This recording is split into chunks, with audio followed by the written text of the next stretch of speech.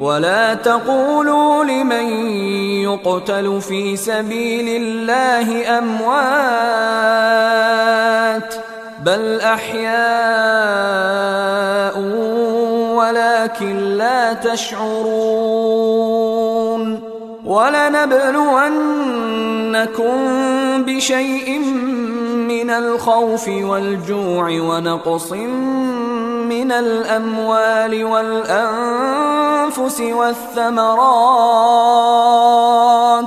وبشر الصابرين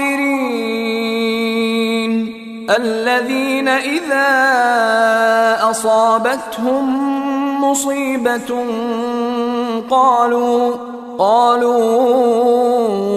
إنا لله وإنا إليه راجعون أولئك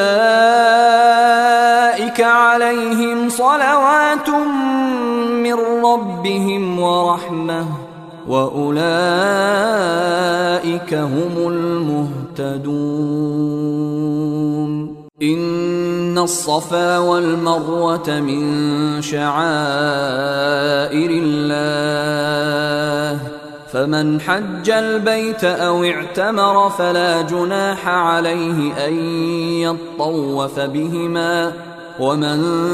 تطوع خيرا فإن الله شاكر عليم إن الذين يكتمون ما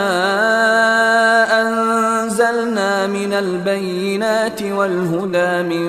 بعد ما بيناه للناس في الكتاب أولئك يلعنهم الله ويلعنهم اللاعنون إلا الذين تابوا وأصلحوا وبينوا فأولئك أتوب عليهم وأنا التواب الرحيم إن الذين كفروا وماتوا وهم كفار أولئك عليهم لعنة الله والملائكة والناس أجمعين خالدين فيها لا يخفف عنهم العذاب ولا هم ينظرون وإلهكم إله واحد لا إله إلا هو الرحمن الرحيم إن في خلق السماوات والأرض واختلاف الليل والنهار والفلك التي تجري في البحر بما ينفع الناس وما أنزل الله من السماء من ماء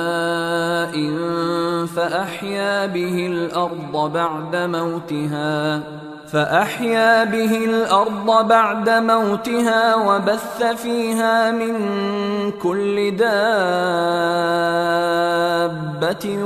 وتصريف الرياح والسحاب المسخر بين السماء والأرض لآيات لقوم يعقلون ومن الناس من يتخذ من دون الله أندادا يحبونهم كحب الله والذين آمنوا أشد حبا لله ولو يرى الذين ظلموا إذ يرون العذاب أن القوة لله جميعا وأن الله شديد العذاب إذ تبرأ الذين اتبعوا من الذين اتبعوا ورأوا العذاب وتقطعت بهم الأسباب وقال الذين اتبعوا لو أن لنا كرة فنتبرأ منهم كما تبرأوا منا كذلك يريهم الله أعمالهم حسرات عليهم وما هم بخارجين من النار. يا أيها الناس كلوا مما في الأرض حلالا طيبا ولا تتبعوا خطوات الشيطان إنه لكم عدو مبين. إنما يأمركم بالسوء والفحشاء وأن تقولوا على الله ما لا تعلمون. وإذا قيل لهم اتبعوا ما أنزل الله قالوا بل نتبع ما ألفينا عليه آباءنا أولو كان آباؤهم لا يعقلون شيئا ولا يهتدون. ومثل الذين كفروا كمثل الذي ينعق بما لا يسمع إلا دعاء ونداء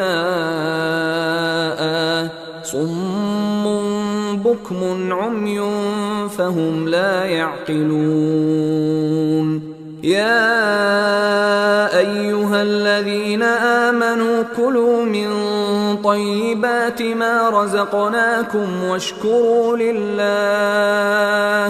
واشكروا لله إن